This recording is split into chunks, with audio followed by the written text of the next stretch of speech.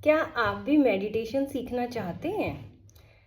कई प्रकार की मेडिटेशंस में ये सिखाया जाता है कि मन के विचारों को रोक लो, पर मन का काम है सोचना, वो विचार करना कभी नहीं रुकता। वो सोचेगा तो जरूर। तो इसलिए हम उसको पॉजिटिव थॉट्स दे सकते हैं। तो मेडिटेशन कई प्रकार की होती है। तो अभी मेडिटेशन के लिए सबसे पहले जरूरी है मन को हल्का करना। क्या होता है कि जब हम मेडिटेशन में बैठते हैं, हमारा मन जहाँ से हमें दुख मिला वहीं भागने लग जाता है या दुनियादारी की चीज़ों में चला जाता है। वो ऐसा क्यों होता है? क्योंकि मन को हमने बहुत भारी कर रखा है। अब मेडिटेशन का अर्थ होता है कि मन का उड़ना। और मन कब उड़ेगा? पंछी उड़ते हैं। वो कैसे उड़ते हैं? क्योंकि उनका वेट नहीं होता, वो हल्के होते हैं। ऐसे ही अगर हमें भी मन से उड़ना है तो मन को पहले हल्का करना पड़ेगा। तो इसके लिए क्या करना होगा? सबसे पहले अपने मन को हल्का करने के लिए, जैसे मान लो ये एक रिमोट है, इसको अगर मैं अपने हाथ पे ऐसे रखूं और मैं कहूं कि इसको 1 घंटा ऐसे रखना है, तो 10 मिनट रखना है। 10 मिनट में तो शायद हम सोचेंगे क्या है, 10 मिनट मैं रख लूंगी। फिर अगर कहें 1 घंटा रखना है तो थोड़ा सा दर्द तो होगा ना बाजू में। फिर अगर हम कहें कि 24 घंटे रखना है तो फिर तो बिल्कुल बाजू जाम ही हो जाएगी। 24 घंटे तक हम इस रिमोट को ऐसे रखेंगे हाथ को हर टाइम। तो ऐसे ही हमने मन में इतनी सारी बातों को, पिछली बातों को, अगली चिंताओं को, इसने ये कह दिया, उसने ऐसे कर दिया, इतना ज़्यादा बैगेज बना रखा है और वो वजन इतना ज़्यादा है कि हम मन से उड़ नहीं पाते। इसलिए सबसे पहले तो उनको छोड़ना पड़ेगा। उनको छोड़ने के लिए उनको अपने मन में, सबकॉन्शियस हमारे मन की एक छोटी आवाज़ होती है जो अंदर हर टाइम हम चाहे कुछ भी काम करें फिर भी वो चलती रहती है सोच में, अंदर ही अंदर, जो हम बोलते नहीं हैं पर वो अंदर ही अंदर सोचते रहते हैं। जैसे मन की छोटी आवाज़, सबकॉन्शियस माइंड की आवाज़ कहते हैं।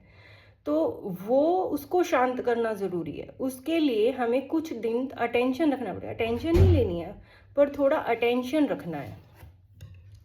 तो हमें उसको अटेंशन रखना है, टेंशन नहीं लेनी है। मन से अपनी वे बातें छोड़ने के लिए उसको कुछ पॉजिटिव देना पड़ेगा। जैसे कल हमने 5 पॉजिटिव थॉट्स लिए थे, ऐसे ही और पॉजिटिव थॉट्स लेने होंगे। मैं खुश हूँ, परमात्मा के गुणों का चिंतन करना है। आज मैं आपको बताऊंगी परमात्मा के 7 गुण कौन से हैं। परम आत्मा मतलब परमात्मा, और ऐसे ही हम उनके बच्चे। तो उसके पास जो 7 गुण हैं वही परमात्मा ने हमें भी देकर भेजे थे, पर हमने उनको यूज करना छोड़ दिया, इसलिए वो हमारे दिमाग में पीछे चले गए। आगे बहुत सारी लेयर्स आ गई हैं, ये जो दिमाग पे बोझ बने हुए हैं। इन लेयर्स को हटाने के लिए धीरे धीरे हमें उन गुणों को दोबारा यूज करना शुरू करना पड़ेगा, जिससे कि हम अपने मन के बोझों को हटा सकते हैं। तो परमात्मा का सबसे पहला गुण है वो शांति के सागर हैं।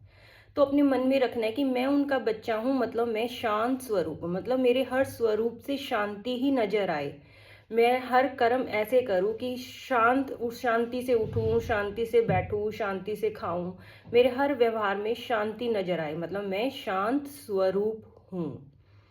दूसरा, परमात्मा प्यार के सागर है। मैं हर किसी के साथ प्यार से व्यवहार करूं। जैसे परमात्मा अपने हर बच्चे को प्यार करता है, ऐसे ही मुझे भी हर किसी के साथ प्यार से ही रहना है। कोई ईर्ष्या, द्वेष, नफरत अगर मन में रखी तो फिर वही मन में बोझ हो जाएगा और वो हम उड़ नहीं पाएंगे, मन से उड़ नहीं पाएंगे। जो और सिर्फ मन से ही तो उनको रिलीज करना है। किसी को ऐसे करने के लिए नहीं कह रहे कि सामने वाले ने अगर कुछ गलत किया है तो वो गलत नहीं है, गलत तो है, पर मेरे को अपने मन को हल्का रखने के लिए उसको अपने मन में सोचना नहीं है बस। उसके लिए थोड़े से दिन अटेंशन रखनी पड़ती है। परमात्मा शांति के सागर हैं, परमात्मा प्यार के सागर हैं, परमात्मा खुशी के सागर हैं, सुख के सागर हैं, परमात्मा ज्ञान के सागर हैं, परमात्मा आनंद के सागर हैं, परमात्मा शक्तियों के सागर हैं। अभी आगे हम शक्तियां भी डिस्कस करेंगे कि हमारे अंदर क्या क्या शक्तियां हैं। ओम शांति।